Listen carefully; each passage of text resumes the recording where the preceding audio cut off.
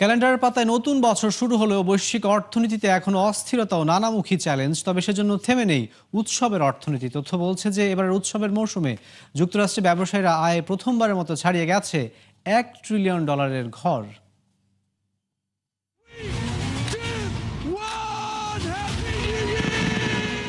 একটি নতুন সকাল নিয়ে এসেছে নতুন বছরের আগমনী বার্তা। যদিও মন্থর গতি এবং নানামুখী চ্যালেঞ্জের মুখে বৈশ্বিক অর্থনীতি, তাও বিশ্বজুড়ে থেমে নেই নতুন বছরের আগমনী উদযাপন। এতে সবচেয়ে এগিয়ে যুক্তরাষ্ট্র। যদিও কাগজে হিসাবে মূল্যস্ফীতি এখনো 2% উপরে, তবুও নতুন বছর ঘিরে মার্কিনীদের উৎসাহে কমতি নেই। 14.5 লাখ মার্কিনী নতুন বছর উদযাপনে ভ্রমণ করেছেন এক শহর থেকে অন্য শহরে, যেখান থেকে যুক্তরাষ্ট্রের আয় হবে $311 বিলিয়ন। এবারের উৎসবে আতশবাজিতে খরচ হয়েছে প্রায় $2.5 বিলিয়ন।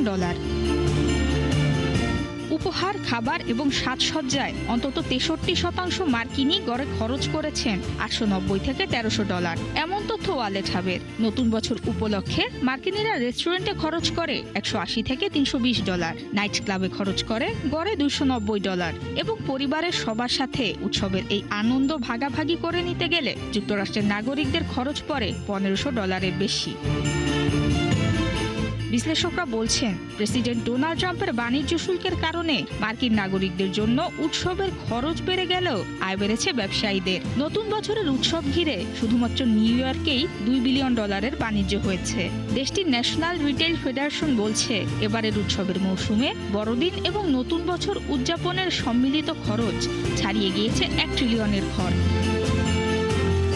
নুসরাত মৌমি, 71।